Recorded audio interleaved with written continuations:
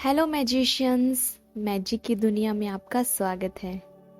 I really proud of you and grateful to you कि आप मेरे साथ इस जर्नी में जुड़े हुए हो।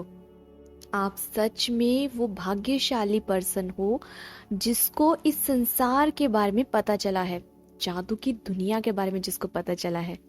इसी तरह बने रहें और पूरी ईमानदारी के साथ पूरे दिल से ये प्रैक्टिसेस करते रहें।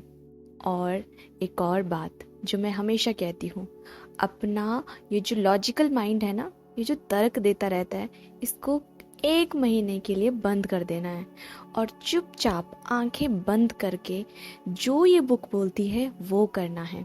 बिल्कुल सरेंडर कर देना है खुद को बुक के लिए। फिर देखिए कैसे आपकी लाइफ में जादू आपको दिखाई देने लगेंगे। मैं शालिनी आपका इस जादू की दुनिया में स्वागत करती हूँ। आइए शुरू करें। Day number 3। आज हम सीखेंगे अपने रिश्तों को ठीक करना। जी हाँ, उससे पहले आज थोड़ा सा रिवीजन किया जाए डे नंबर 1 का और डे नंबर 2 का, कि हमने 1 और 2 में सीखा क्या। डे नंबर 1 था काउंट योर ब्लेसिंग्स, अपनी नियामतें गिने। तो सब सुबह उठते ही आपको अपनी नियामतें गिननी है। आपको पता है ना कि जितना आप ग्रैटिट्यूड दोगे, जितना आप ग्रैटिट्यूड फील करोगे, उतना ही यूनिवर्स आपको मौके देगा और ज़्यादा ग्रैटिट्यूड फील करने के लिए। इसलिए सुबह जैसे ही आप उठते हो, आपको कम से कम 10 नियामतें लिखनी है और उसके बाद बोलना है धन्यवाद, धन्यवाद, धन्यवाद, thank you, thank you, thank you. ठीक है। और डे नंबर 2 में हमने सीखा जादुई पत्थर, मैजिकल रॉक। तो मैजिक रॉक में क्या था कि रात को सोने से पहले आपको अपना जादुई पत्थर हाथ में पकड़ना है और उन सब चीज़ों के लिए ग्रेटिट्यूड फील करना है जो पूरे दिन में आपके साथ अच्छी हुई हैं। उसके बाद आपको बोलना है थैंक यू और उसको साइड में रख के सो जाना है। बस इतना सा काम है। ठीक है। तो ये हमने सीखा था डे 1 में और डे 2 में। अब हम बात करते हैं डे 3 की। तो आज का डे 3 शुरू करने से पहले आपको अभी स्क्रीन पे एक फोटोग्राफ दिखाई दे रही होगी। इस फोटो को बड़े ध्यान से देखिए, क्या नजर आ रहा है।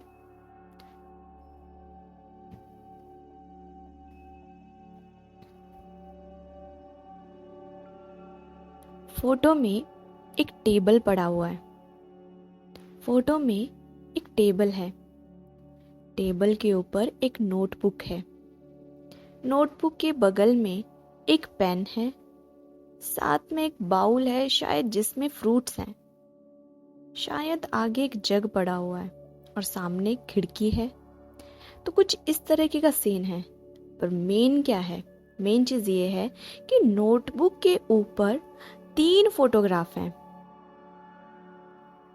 और उन फोटोग्राफ से कुछ चमकती हुई सी किरणें बाहर आ रही हैं।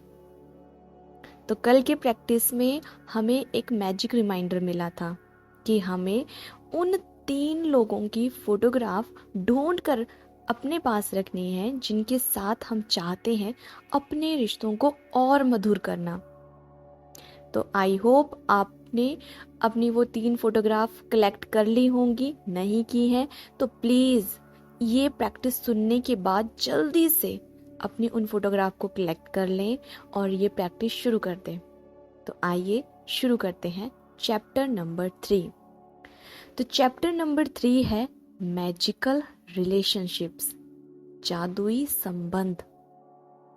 तो क्यों ना अब संबंधों की बात की जाए। ठीक है। अब मैं रीडिंग स्टार्ट करती हूँ। आज के चैप्टर में रोंडा बर्न कहती है कि इमेजिन कीजिए अगर आप इस धरती पे अकेले पर्सन होंगे। खुद को इस तरह से इमेजिन कीजिए, इस पूरी धरती में सिर्फ अकेले आप ही हैं, बाकी कोई नहीं है। तो क्या आपकी कुछ डिजायर्स होंगी, कुछ इच्छाएं होंगी आपकी? क्या करना पसंद करोगे आप सिर्फ अकेले हो। आगे रोंडा बर्न कहती है क्या किसी पेंटर, ठीक है, मतलब अगर आप अकेले हो धरती पे, तो मान लो कोई पेंटर पेंटिंग बनाता है, अगर उसको देखने वाला कोई नहीं होगा तो उसकी क्या वैल्यू होगी। कोई म्यूजिक कंपोज करता है, कोई संगीतकार कोई संगीत बनाता है, पर उसको सुनने वाला अगर कोई नहीं होगा तो क्या फायदा। अगर कोई साइंटिस्ट है, ठीक है, पर वो कोई आविष्कार करता है, कुछ इन्वेंट करता है, पर उसको यूज करने वाला ही कोई नहीं होगा तो उसका क्या फायदा। अगर आप किसी जगह पे जाते हो घूमने के लिए, तो आपको ये जगह और दूसरी जगह जहाँ पे आप गए हो, वो पुरानी और नई जगह सब सेम लगेगी, कुछ डिफरेंस नहीं होगा। आप कोई पकवान बनाते हो बड़ा स्वादिष्ट लजीज सा, पर उसको चख के कोई ये ना बोले कि वाह क्या बनाया है, तो क्या फायदा उस चीज का। आप समझ पा रहे हो।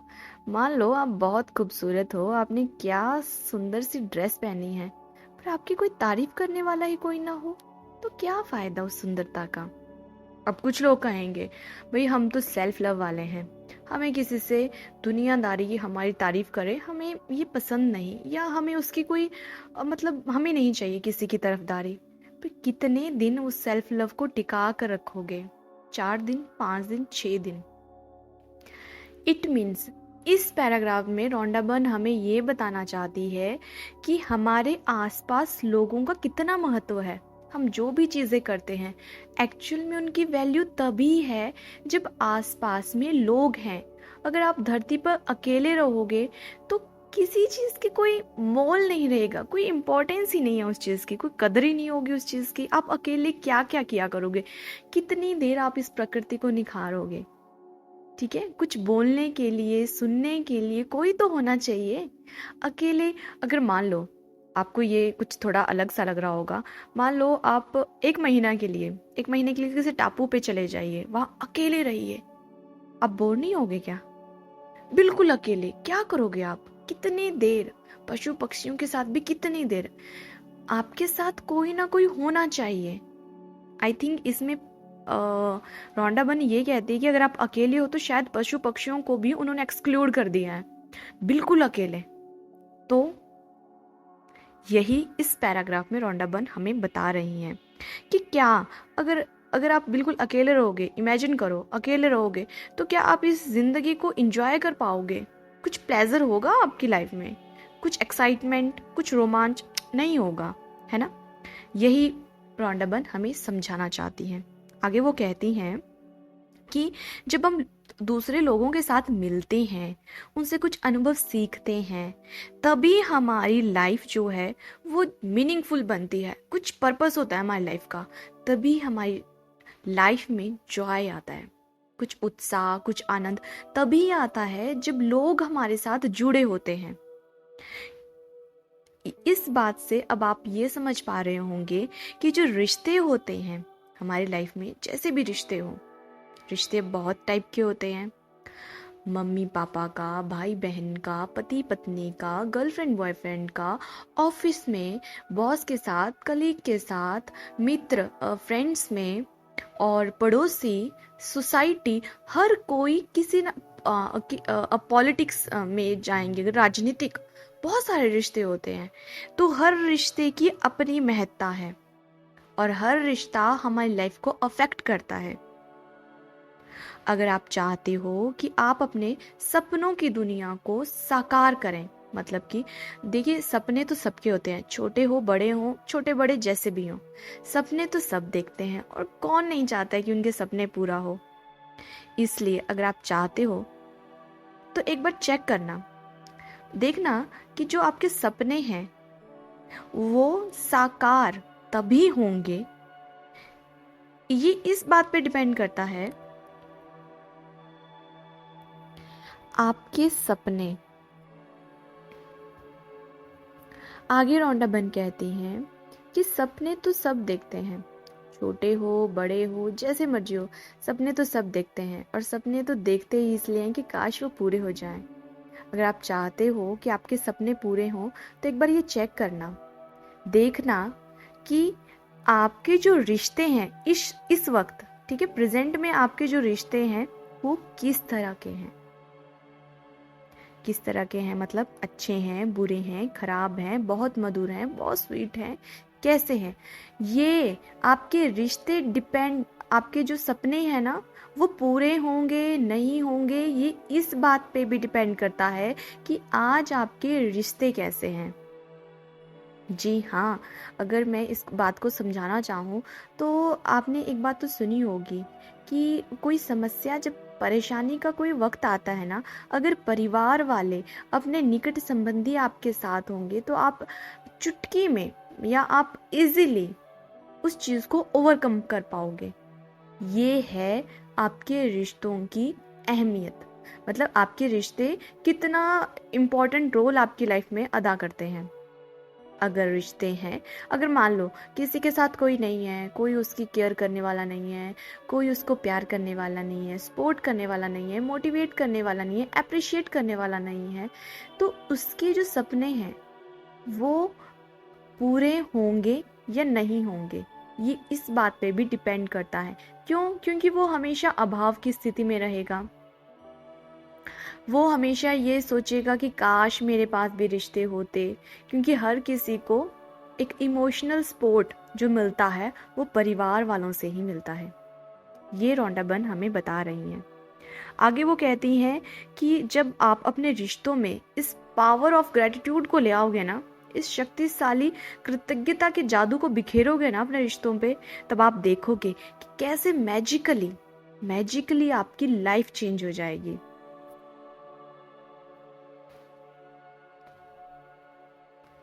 आगे रोंडा बर्न बताती हैं कि कुछ बुद्धिजीवियों ने अतीत में एक वैज्ञानिक तौर पे कुछ रिसर्च स्टडी की है, और वो बताते हैं कि जो लोग ग्रैटिट्यूड का एटीट्यूड रखते हैं, मतलब जो लोग अपने रिश्तों को लेके कृतज्ञ होते हैं, वो देखा गया है कि उनके रिश्ते उनके फैमिली वालों के साथ, फ्रेंड्स के साथ और अदर लोगों के साथ उनके रिश्ते बहुत ही ज़्यादा मधुर होते हैं। वो बहुत ही जुड़े हुए लोग होते हैं, मतलब वो और लोगों से बहुत जुड़े हुए होते हैं। और दूसरी तरफ एक और रिसर्च ये कहती है कि अगर आप किसी रिश्ते को लेके या किसी स्पेसिफिक पर्सन को लेके, मतलब कोई एक पर्सन है, उस रिश्ते में कोई पर्सन है और जिसको लेके आप कंप्लेन कर रहे हो, ठीक है, मतलब जिसके लिए आप अनग्रेटफुल हो, चाहे आप अनग्रेटफुल बोल के हो, मतलब चाहे मान लो आप किसी और के साथ वो चीज़ शेयर कर रहे हो, किसी और के साथ उस पर्सन की शिकायत कर रहे हो, चाहे मन में ही सोच रहे हो, ठीक है, चाहे आप थॉट्स में वो कंप्लेन कर रहे हो, चाहे वर्ड्स में वो कंप्लेन कर रहे हो, तो अगर आप किसी पर्सन की एक कंप्लेन करते हो ना, तो उसके बदले आपको उसकी 10 ब्लेसिंग काउंट करने पड़ेंगी, ठीक है। एक कंप्लेन के बदले 10 ब्लेसिंग काउंट करो, अगर आप उस रिश्ते को फ्लरिश करना चाहते हो, उस रिश्ते को हरा भरा फिर से करना चाहते हो। तो मतलब अगर आप किसी की एक कंप्लेन कर रहे हो, मान लो पति पत्नी का रिश्ता लेते हैं, तो क्या होता है, शुरू शुरू में तो सब बड़ा अच्छा लगता है, प्यारा प्यारा लगता है, सब मतलब सामने वाले की बस अच्छाइयाँ ही दिखती हैं। पर जैसे जैसे टाइम बीतता है, एक दूसरे के साथ रहना शुरू करते हैं, डीपली एक दूसरे को जानना शुरू करते हैं, तो कुछ बुराइयाँ भी दिखने लगती हैं। फिर क्या होता है, अगर आप बुराइयों पे ही अपनी नज़र गड़ाए रखोगे, सिर्फ बुराइयां ही देखोगे, तो विद टाइम आप की जो कंप्लेंट्स हैं वो अमाउंट बढ़ता जाएगा, आप अनग्रेटफुल हो जाओगे उस रिश्ते को लेके, उस पर्सन को लेके। और अगर आप किसी पर्सन को लेके एक कंप्लेन करते हो और चाहते हो कि वो रिश्ता हरा भरा बना रहे, वो रिश्ता मधुर बने, तो आपको एक कंप्लेन के बदले 10 उसकी ब्लेसिंग्स, उसकी अच्छी बातें याद करने पड़ेंगी, बोलने पड़ेंगी। समझ रहे हो आप? अगर मान लो 5 कंप्लेन करनी है तो 50 ब्लेसिंग काउंट करनी है उस रिश्ते की या उस पर्सन की, ठीक है।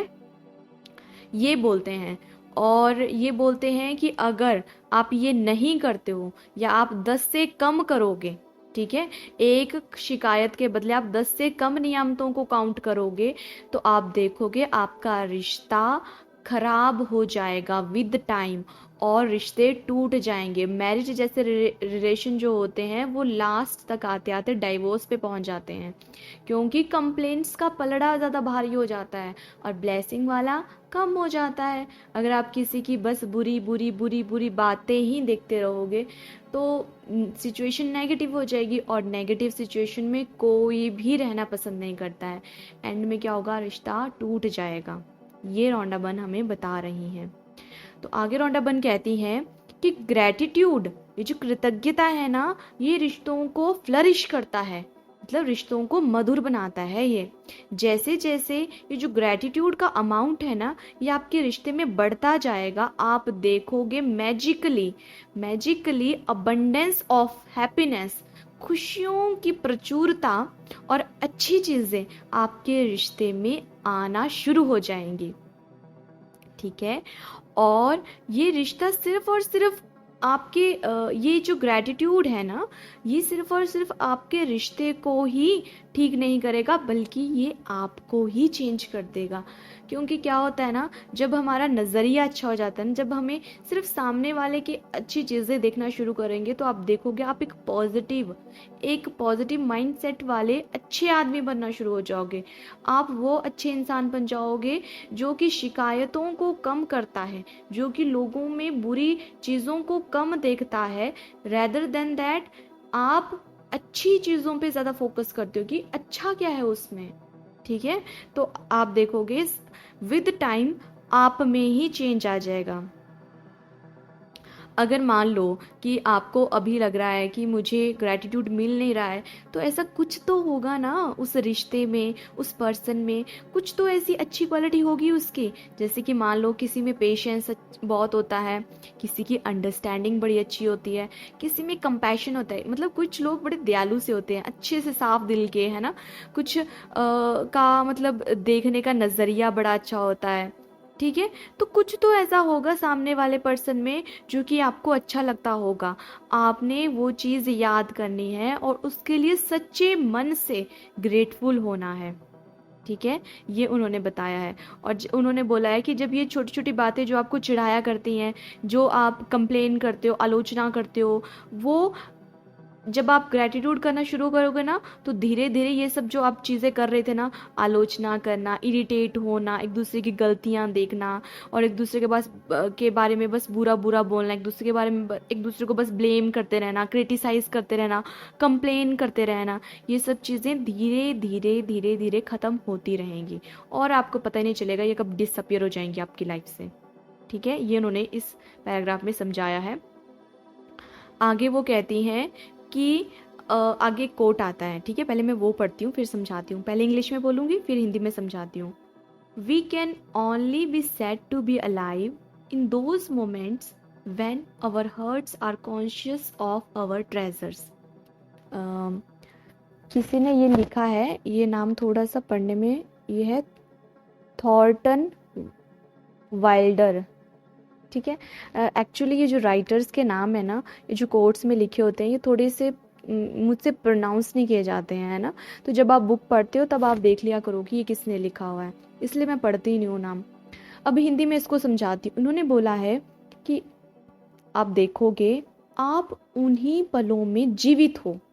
ठीक है, जीवित तो हम हैं, पर एक्चुअल में जो होता है ना कि हम उन्हीं पलों को जी रहे होते हैं जिसमें हमारा जो दिल के खजाने होते हैं ना, वो खुले हुए होते हैं। मतलब कि अब दिल के खजाने क्या होंगे, ये जो पावर ऑफ ग्रैटिट्यूड है, मतलब कृतज्ञ रहना, प्यार फील करना, एक दूसरे के लिए ग्रैटिट्यूड फील करना, एक दूसरे के लिए दयालुता रखना, कंपैशन, है ना, एक दूसरे की केयर करना, ये कुछ ऐसे खजाने हैं दिल के। जब आप इनको कॉन्शियसली फील करते हो ना, उन्हीं पलों में आप रियल में जीवित होते हो, बाकी तो आप बस जी रहे हो। ठीक है, आगे उन्होंने कहा है कि वर्ड्स आर वेरी पावरफुल, शब्दों में बहुत शक्ति है। जब आप किसी के बारे में कंप्लेन करते हो, ठीक है, तो आप देखोगे आप एक्चुअल में उस पर्सन का कुछ बुरा नहीं कर रहे हो, आप अपनी लाइफ को बुरा कर रहे हो। आपने देखा होगा ना कि जब कोई गुस्से में होता है ना, तो वो बड़ी गंदी गंदी गालियां भी देता है कभी किसी को, कभी बहुत गलत गलत बोल देता है।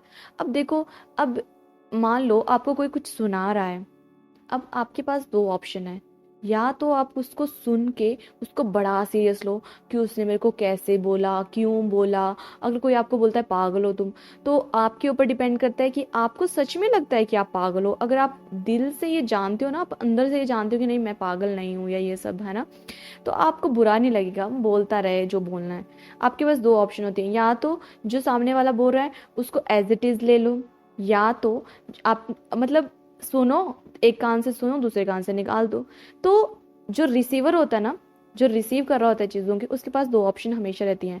या तो उस चीज़ को रिसीव कर ले या उस चीज़ को जाने दे। पर जो बोल रहा है ना, अब आपने सुना ही तो है कि जो दोगे वो आपको मिलेगा वापस। तो ठीक है, किसी और वे में मिल जाएगा, किसी और तरीके से मिल जाएगा, किसी और पर्सन के थ्रू मिल जाएगा, किसी और सिचुएशन में मिल जाएगा, पर वापस तो हर चीज़ आएगी आपके पास। इसलिए जो दोगे वो एक्चुअल में आपकी ही लाइफ को अफेक्ट करेगा। ठीक है, इसलिए बहुत सोच समझ की चीज़ें देनी चाहिए, क्योंकि रिसीव भी करने पड़ेंगी वही। तो रिसीवर के पास तो हमेशा ऑप्शन रहती है कि या तो रिसीव करे या ना करे। पर जो गिवर होता है ना, जो देता है, उसके पास तो भाई ऑप्शन नहीं होती है। जब बाद में वो रिटर्न बैक आएगा ना, तब तो उसको वो रिसीव करना ही पड़ेगी, क्योंकि उसने दिया था। यही यहाँ पे रॉन्डा बर्न हमें समझाती है कि शब्दों के पास बहुत ताकत है। और जब आप शब्द गलत यूज करते हो ना, किसी के लिए कंप्लेन करते हो किसी पर्सन की, तो एक्चुअल में आप अपनी ही लाइफ का नुकसान कर रहे हो, आप अपनी लाइफ का। ठीक है, उसका होगा ना होगा, पर आपका कंफर्म है कि आपका होगा। आप ही आगे जाके सफर करने वाले हो उस चीज को। अब वो बोलती हैं कि लॉ ऑफ अट्रैक्शन क्या कहता है कि what ever you think or say about another person you bring to you. ठीक है, वो कहती हैं कि जो भी आप किसी और के बारे में सोचोगे, कहोगे, ठीक है, वो हटके किसके पास आएगा? आपके पास। यही वो समझा रही हैं। यही जो हमारे बुद्धिजीवी लोग होते हैं, हमारे टीचर्स होते हैं, या संत महात्मा लोग होते हैं, वो हमेशा कहते हैं ना, हमारे दादी अम्मा, नानी अम्मा, बुजुर्ग लोग सब यही कहते थे ना कि अच्छा अच्छा बोला करो, अच्छा अच्छा सुना करो। वो बोला करो पे क्यों बोलते थे कि अच्छा शुभ शुभ बोला करो? क्यों? उनको पता है कि कभी भी, बोलते हैं ना कि 24 घंटे में किसी भी टाइम सरस्वती माँ का हमारी वाणी पे निवास होता है, इसलिए शुभ शुभ बोला करो। वो तो चलो एक धारणा बन गई है। वो इसलिए बोला जाता था क्योंकि उनको भी पता है कि वर्ड्स में पावर है, और कब वो जो आप बोलोगे वो कब हो जाएगा पता भी नहीं चलेगा। इसलिए अपने कॉन्शियसली अपने वर्ड्स को चूज किया करो। ठीक है, बोलने से पहले सोचा करो जो बोल रहे हो, क्योंकि वही मैनिफेस्ट होने वाला है। इसलिए थोड़ा ध्यान से। आगे रॉन्डा बर्न कहती है कि जितना ज़्यादा आप ग्रैटिट्यूड को अपनी लाइफ में ले आओगे, उतनी ज़्यादा मैजिक आपकी लाइफ में होना शुरू हो जाएंगे, सिर्फ और सिर्फ इस ग्रैटिट्यूड की पावर की वजह से। आगे रॉन्डा बर्न कहती है कि आपको कैसा लगेगा अगर कोई पर्सन, कोई क्लोज वन, आपसे ये कहे I love you just the way you are. How would you feel? अगर कोई आपको ये कहेगा मैं तुमसे प्यार करता हूँ वैसे ही, ठीक वैसे ही जैसे तुम अभी हो। ठीक है, मतलब कि आपको कुछ बदलने की जरूरत नहीं है खुद में, तुम जैसी हो वैसी मुझे पसंद हो। कोई अगर आपसे ऐसा कह देना तो आपको कैसा लगेगा? ये रॉन्डा बर्न हमसे कह रही हैं। तो सेम हमें तो अच्छा लगेगा, सेम दूसरे लोगों को भी अच्छा लगेगा जब हम उनको ये कहेंगे कि I love you just the way you are. आप जैसे भी हो मुझे आप वैसे ही पसंद हो। मतलब सामने वाले में चेंजेस लाना बंद कर दो, ये सोचना बंद कर दो कि कैसे हम उनको अपने हिसाब के साथ मोल्ड कर लें। नहीं, हर किसी का अपना एक बेसिक नेचर होता है, और हर किसी को अपना नेचर पसंद होता है, और हम सबको यही पसंद होता है कि लोग हमें वैसे ही पसंद करें जैसे हम एक्चुअल में, वास्तविक तौर पे जैसे हम हैं। ठीक है, आगे रॉन्डा बर्न कहती हैं कि ये जो आज की प्रैक्टिस है ना, ये जादू, ये प्रैक्टिस रिलेशनशिप की, कि लोगों को ग्रैटिट्यूड करके कि जैसे वो हैं वैसे ही उनको वैसे ही अपनाना शुरू करो, वैसे ही उनके लिए ग्रेटफुल रहना शुरू करो। आप देखोगे समय के साथ आपके रिलेशन अच्छे होते जाएंगे, और कुछ टाइम के बाद आप देखोगे इस प्रैक्टिस को करते करते कैसे आपके संबंध मधुर बनने शुरू हो जाएंगे, मतलब आपके रिलेशन में हार्मनी आना शुरू हो जाएगी। इसलिए हर उस चीज के लिए ग्रेटफुल रहो जो उस सामने वाले पर्सन में अच्छी है। आप देखोगे आपके रिश्ते और मजबूत हो जाएंगे, और आपके रिश्तों में ये जो पावर होती है ना रिश्तों की, बॉन्ड होता है, ये मतलब डीप होता जाएगा। ठीक है, और ये सब होगा कैसे, जब आप उन्हीं की नियामतें गिनना शुरू करोगे, मतलब आप उन्हीं की अच्छी चीजों को ही याद किया करोगे। आगे रौंडाबन कहती है कि प्रैक्टिस में करना क्या है आज हमें। तो कल के मैजिक रिमाइंडर में जैसे आपको बताया था कि आपको उन 3 रिश्तों की, उन 3 लोगों की फोटोग्राफ कलेक्ट करनी थी, जो जिनके साथ आप चाहते हो कि आपके रिश्ते अभी जैसे भी हैं, मान लो अभी अच्छे हैं पर आप चाहते हो कि वो और अच्छे हों, या अभी खराब हैं तो आप चाहते हो अच्छे हो जाएं। तो आपको उन 3 क्लोज रिलेशन की, ठीक है, क्लोज मतलब कि आपके, हो सकता है आपका अपना रिश्ता पापा के साथ ठीक करना हो, मम्मी के साथ, सासू माँ, ससुर, ननद, पति के साथ, पत्नी के साथ, भाई बहन का हो सकता है रिश्ता, बॉयफ्रेंड के साथ हो सकता है, या अपना बॉस। ठीक है, बॉस भी हमारा बहुत क्लोज वन में आता है, क्योंकि पूरा महीना पूरा तो उनके साथ डील करना होता है, तभी तो लास्ट में सैलरी आती है। पूरा दिन के 8-10 जितने भी घंटे आप ऑफिस में गुजारते हो बॉस के अंडर ही गुजारते हो, या कोई भी ऐसा क्लोज वन जो आपकी लाइफ में अभी बहुत अफेक्ट कर रहा हो, मतलब, ठीक है, ये इनका कहने का मतलब है। आपकी बेस्ट फ्रेंड हो सकती है, दादी, नानी, कुछ भी क्लोज वन, सिर्फ और सिर्फ क्लोज वन। अगर आपको समझ में नहीं आ रहा है कि मैं एक्चुअल में किसके साथ ये मतलब करूं प्रैक्टिस, तो आप क्या करना, कॉपी पेन लेके बैठ जाओ, लिस्ट बना लो जिनके साथ भी आपको लगता है आप थोड़े से भी अनग्रेटफुल हो, लिस्ट बना लो एक, उस लिस्ट में से सिर्फ 3 उन लोगों को चूज करो जिनके साथ आप सच में, जो प्रायोरिटी में है आपके, ठीक है, जिनके साथ आपको सच में लगता है कि ये रिश्ते मुझे बहुत ज़्यादा अफेक्ट कर रहे हो और इनके साथ मुझे सबसे पहले काम करना है। सिर्फ और सिर्फ आपको 3 रिश्ते ही लेने हैं, मतलब 3 लोग ही लेने हैं वो, ठीक है। फिर आपको करना क्या है कि आपको कल ही बता दिया था कि आपको उनकी फोटोग्राफ को मतलब रखना है अपने पास, है ना। आपको बोला था कि फोटोग्राफ कलेक्ट कर लेना अपनी। फोटोग्राफ ऐसा भी हो सकता है कि जैसे आप और वो जिसमें साथ हो, या उस पर्सन की अकेली फोटो चलेगी, ठीक है। आजकल जैसे हार्ड कॉपी कम ही होती है, फोन में होती है फोटो, ठीक है, तो फोन में फोटो रख लो उनकी, ठीक है। फिर आपको करना क्या है, अब देखो आपने 3 लोगों को सिलेक्ट कर लिया, ठीक है, उनकी फोटोग्राफ भी अब आपके पास आ गई। अब शुरू होता है प्रैक्टिस, मैजिक की दुनिया में चलते हैं। अब कैसे, क्या करना है, बैठ जाना है और फिर सोचना है कि आप इस, मतलब 3 लोगों के बारे में बारी बारी, ठीक है, पहले किसी एक का फोटो उठाया, फिर उसके बारे में सोचा कि आप सबसे ज्यादा ग्रेटफुल क्यों हो इस इंसान के लिए, आपको इस इंसान में क्या पसंद है, जो कि आपको मतलब ऐसी क्या बेस्ट क्वालिटी है इस इंसान में जो आपको पसंद है, ठीक है। अब कुछ भी हो सकती है वो, उसका उसमें बहुत पेशेंस हो, या उसकी लिसनिंग एबिलिटी बहुत अच्छी हो, मतलब वो जब आप कोई बात कहते हो तो वो बड़े ध्यान से सुनता है आपकी बातों को, या उसमें कोई क्रिएटिविटी का कुछ टैलेंट हो सकता है। जैसे कि कई बार ऐसा होता है कि सास बहू के रिश्तों में कुछ ना कुछ खटास चली रहती है, पर सास अगर खाना बड़ा अच्छा बनाती है, या सास कोई हलवा अच्छा बनाती है, या सास साफ सफाई अच्छी करती है, तो वो भी उनका कोई टैलेंट है, ठीक है। उस चीज को पकड़ लो, किसी एक कोई कोई ऐसा हो ही नहीं सकता कि किसी में कोई चीज बुरी हो, मतलब कोई कोई भी एक भी चीज अच्छी ना हो जिसमें, ऐसा हो ही नहीं सकता है, ठीक है। या ऐसा हो सकता है कि कोई कम खर्चीला हो तो उसके पास ना वो पैसे मैनेजमेंट बड़ी अच्छी होती है, मतलब, है ना। तो आपके पास कोई ना कोई चीज तो आपको मिल ही जाएगी, या उसमें कोई ऐसी उसकी कोई अच्छी विजडम वाली कोई चीज है, या उसका सेंस ऑफ ह्यूमर बहुत अच्छा है, उसकी आईज बड़ी अच्छी है, स्माइल बड़ी अच्छी है, दांत बड़े अच्छे हैं, इस तरीके से किसी भी बॉडी पार्ट की जो आपको लगता है कि नहीं इसमें बड़ा यूनिक है, या वो बड़े काइंड हर्ट वाला है, या उसका जजमेंट गुड जजमेंट करता हो। मतलब एक होता है ना किसी की चॉइस बड़ी अच्छी होती है, किसी किसी लोग की जैसे नज़र किसी कपड़े पर पड़ती है ना, उनको ये पता चल जाता है कि इस कपड़े की क्वालिटी कैसी होगी, और जो वो कपड़ा खरीद के लेके आते हैं, आपने देखा होगा किसी की मम्मियों की, कोई कोई ऐसा होगा जिसकी मम्मी की या बहन की चॉइस बड़ी अच्छी होगी। मतलब आप हमेशा शॉपिंग पे जब भी जाओगे प्रेफर करोगे उनको साथ लेके जाओ कि मतलब उनको सिलेक्शन उनकी बड़ी अच्छी है, उनको एक तो क्वालिटी भी बड़ी अच्छी पसंद करते हैं, वो कलर कॉम्बिनेशन सब कुछ होता है ना किसी किसी में।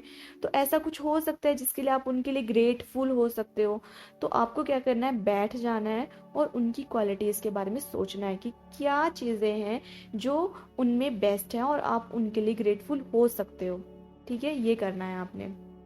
या अगर आपको कुछ भी पसंद नहीं आ रहा होगा, मतलब कुछ भी समझ में नहीं आ रहा होगा अगर आपको उस वक्त, तो मान लो जैसे पति पत्नी का रिश्ता है पर अभी बहुत ख़राब चला है, तो जब आपकी शादी हुई थी तब तो आपको वो पसंद थे, शुरू शुरू में तो पसंद होंगे, कोई तो अच्छा मोमेंट रहा होगा आपका, या जब आप प्रेग्नेंट हुए थे तब आपकी और आपके बच्चे की उन्होंने केयर की थी, उस टाइम को याद करो। जब शुरू शुरू का टाइम होता है तब आपके लिए कुछ गिफ्ट लेके आए होंगे, कुछ तो किया होगा, ऐसा हो ही नहीं सकता है कि कुछ भी चीज़ अच्छी नहीं होगी किसी में भी, है ना। और फाउंडेशन डे में भी यही कहा था कि अगर आपको किसी में भी कोई भी ग्रैटिट्यूड करने के लिए कुछ नहीं मिलता है तो गलती किसकी है, आपकी है। ठीक है, क्योंकि ऐसा होता नहीं है। तो आपको करना क्या है अब आपको करना है, फोटोग्राफ आपके पास हैं उन 3 लोगों के, उसके बाद आपको एक पेन लेना है, नोटबुक लेनी है, या आप कंप्यूटर पे भी टाइप कर सकते हो, पर मैं हमेशा प्रेफर करती हूँ खुद से लिखना। पेन पेपर लीजिए और बैठ जाइए, फोटोग्राफ की तरफ देखिए और सोचिए कि आप क्यों ग्रेटफुल हो उनके लिए। जब आप ये सोच लोगे उसके बाद आपको एटलीस्ट 5 चीज़ें उनके बारे में लिखनी है जिनके लिए आप ग्रेटफुल हो। और सेंटेंस कैसे लिखना है आपको स्क्रीन पे अभी दिखाई दे रहा होगा, ऐसे है, थैंक यू डैश उनका नाम, फॉर डैश वट, मतलब किस चीज़ के लिए हो आप, मतलब धन्यवाद डैश उनका नाम के लिए डैश, उसमें आ जाएगा कि आप क्यों हो, है ना। अब मैं आपको बताती हूँ, जैसे मान लो अभी आपका रिश्ता आपके पापा के साथ मान लो ठीक नहीं है, और आपने अपने पापा की फ़ोटो पकड़ी है और अपने पापा के बारे में सोच रहे हो कि आप क्यों ग्रेटफुल हो उनके लिए। जब आपको वो 5 चीज़ें मिल जाएंगी, सोच लिया आपने, उसके बाद जब आप लिखने लगोगे तो आप इस तरह से लिखोगे, थैंक यू पापा for giving me higher education, धन्यवाद पापा मुझे हायर एजुकेशन देने के लिए, है ना। इस तरीके से आपने लिख लिया। फिर आप लिख सकते हो, थैंक यू पापा for always making me laugh, मतलब आपके पापा अगर आपको बहुत हंसाते हो उस चीज़ के लिख सकते हो आप, थैंक यू पापा फॉर ऑलवेज सपोर्टिंग मी, अगर आपके पापा आपको हमेशा सपोर्ट करते हैं तो उसके लिए आप लिख सकते हो।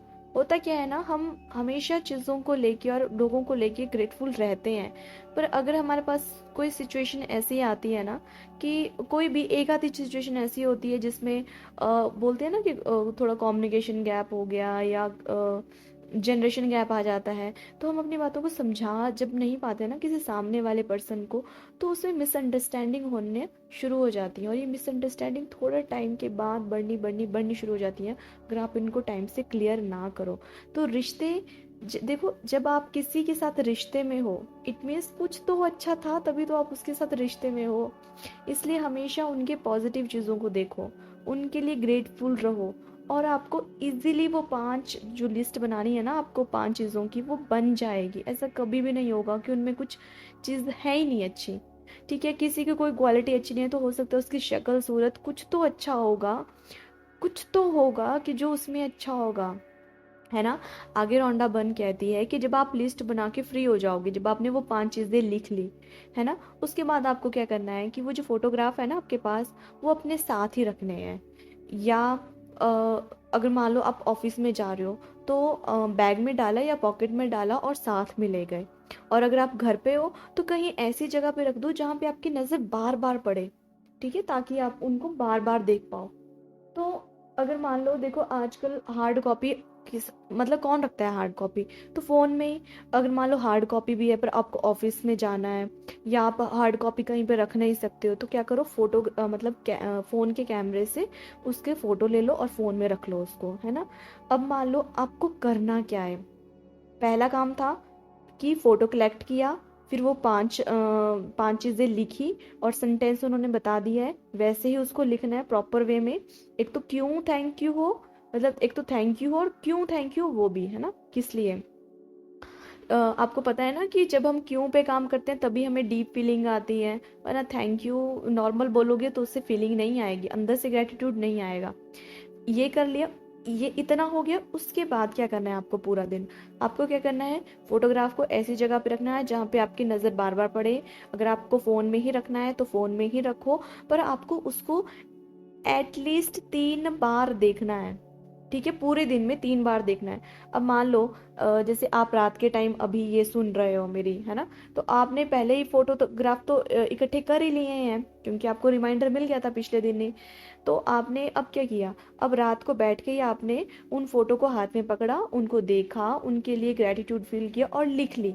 वो 5 चीज़ें, पांच पांच चीजें थी ना, सबके लिए, ईच पर्सन के लिए 5 है, तो मतलब 15 चीजें थी वो, है ना, हर किसी के लिए एक एक, हर किसी के लिए 5 5।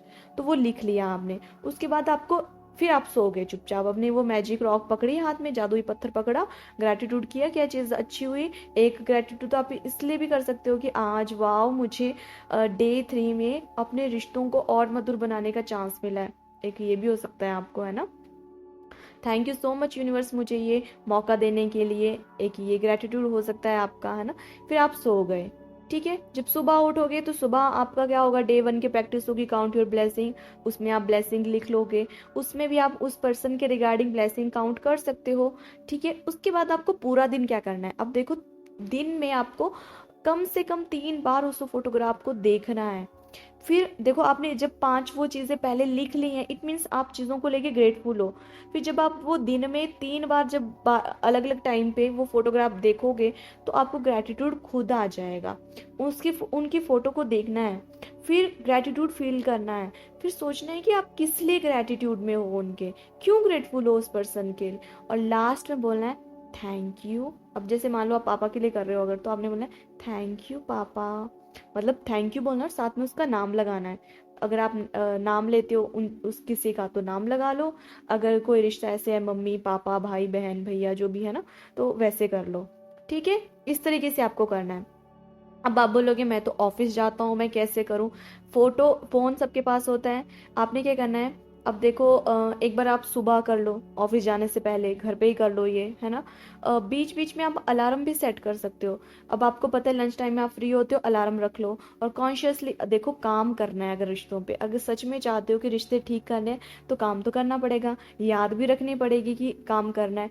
जिसने काम ही नहीं करना है उसके पास हजारों बहाने होंगे, वो क्यों याद रखेगा चीज़ों को। जो काम करना चाहता है और जो सच में डेड, मतलब एक होता है ना कि हम सच में चाहते हैं कि हमें ये रिश्ता ठीक करना है, तो उसको तो वैसे खुद ही याद रह जाएगी, है ना। और बाकी आपको याद नहीं रह रही है, काम बहुत होता है, अलार्म सेट कर लो। अगर आप घर पे भी हो, मतलब आप घर में रहते हो, कहीं बाहर नहीं जाते हो, अलार्म रख लो। जब भी अलार्म बजेगा याद रखना कि अच्छा ठीक है अब मुझे फोटोग्राफ देखनी है। तीनों की फोटो देखी, मतलब पहले एक पर्सन की देखी, उनके लिए ग्रेटिट्यूड फील किया, लास्ट में बोला थैंक यू। मतलब एक एक 2 2 मिनट तो दे देने एक फोटो को ना, जब देखोगे तो थोड़ा सा देखना है उनके बारे में कि क्या चीज़ थी, कोई मोमेंट था ऐसा जो आपने कभी पहले उनके साथ अच्छा बिताया था, कोई क्वालिटी है। ऐसा कोई भी इंसान नहीं है जिसमें कुछ भी अच्छा ही ना हो। बात सब हमारी नज़रिए की है कि हम किसी में कुछ खूबसूरत चीज़ देख पाते हैं या नहीं। अगर नहीं देख पा रहे हो तो आपकी ही नज़र में कुछ कमी है, याद रखना। आगे क्या कहती है रॉन्डा बर्न, यही समझा रही हैं कि कैसे कैसे ये सब करना है। उसके बाद वो कहती हैं कि अब जब आप ये प्रैक्टिस करोगे, आपको आप ये पाओगे कि कैसे मैजिकली ये ग्रेटिट्यूड की पावर आपके रिश्तों को एक मधुर रिश्ते में बदल देगी। और आगे वो कहती हैं कि वैसे तो बुक के बुक में सिर्फ यही है कि बुक के अकॉर्डिंग यही है कि आपको आज डे 3 में ये प्रैक्टिस करनी है। पर अगर आपको लगता है कोई ऐसा रिश्ता है जिसमें सच जो बहुत ही ख़राब हो चुका है इस वक्त, जिसमें बहुत ज़्यादा नेगेटिविटी आ चुकी है और आप सच में चाहते हो कि उस पर काम करना है, तो आप इस प्रैक्टिस को रिपीट भी कर सकते हो।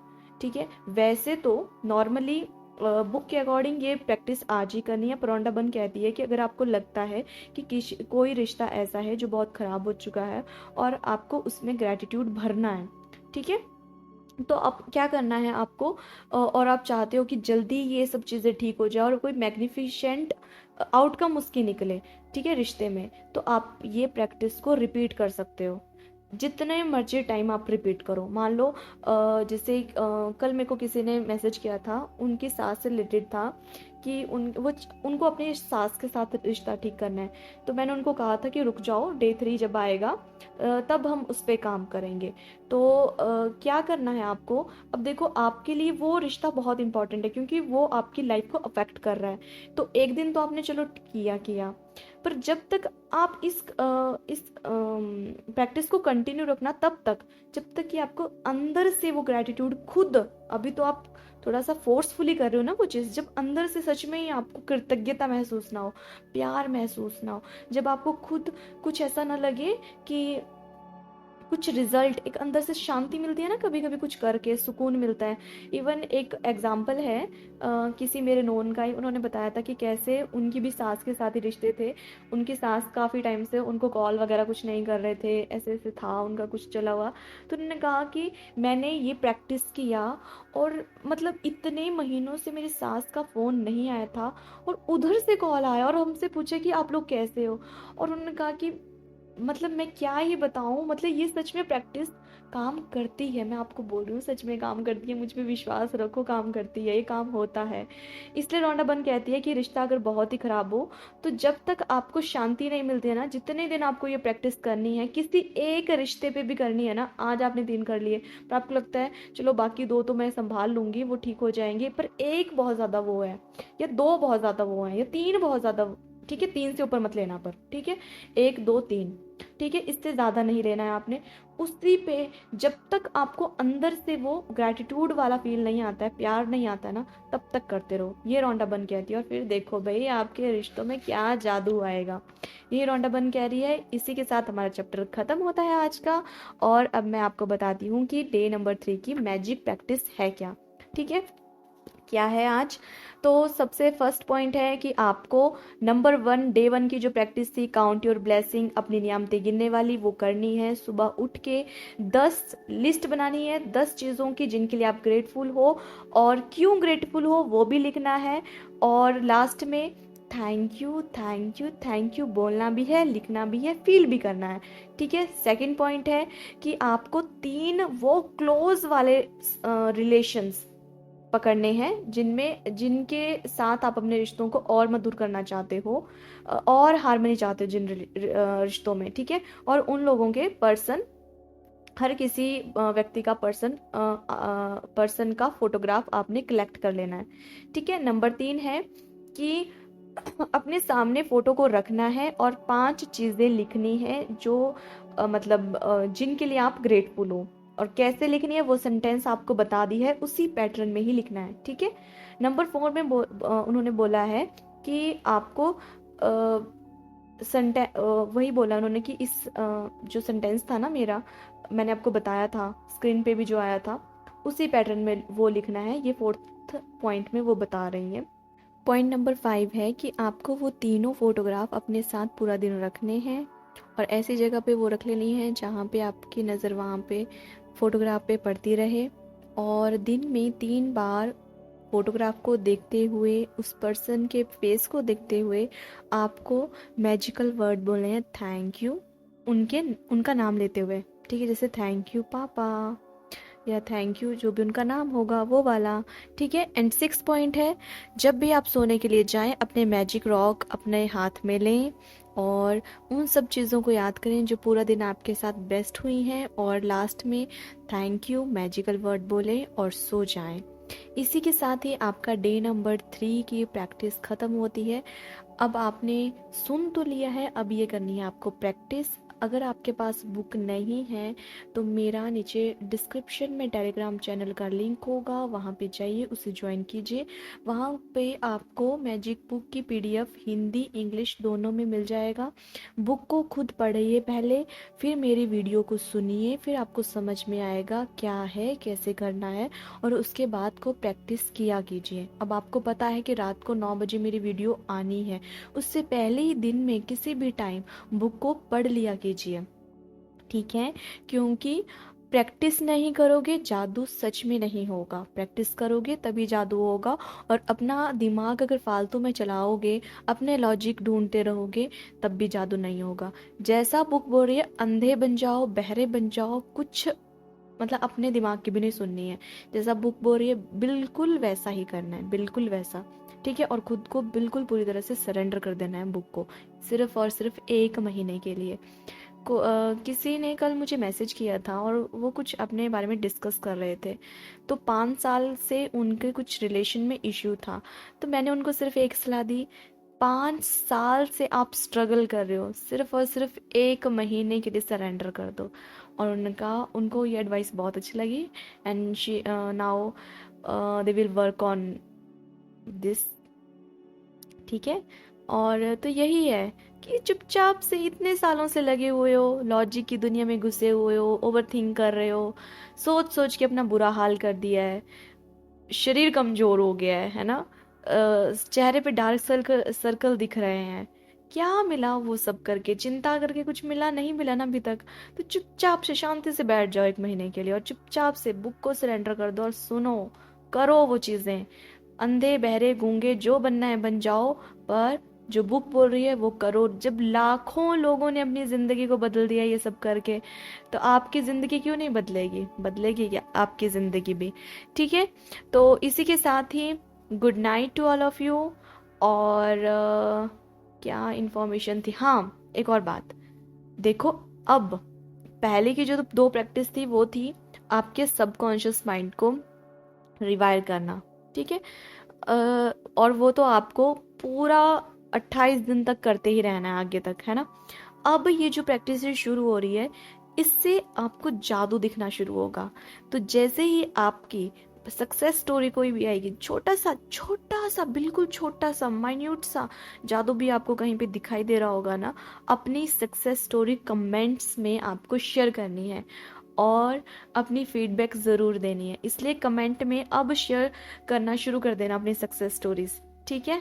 Thank you, God bless you, good night. और जो एक लाइन जो मैं हमेशा बोलती हूँ, सबका मंगल हो, ठीक है? God bless you.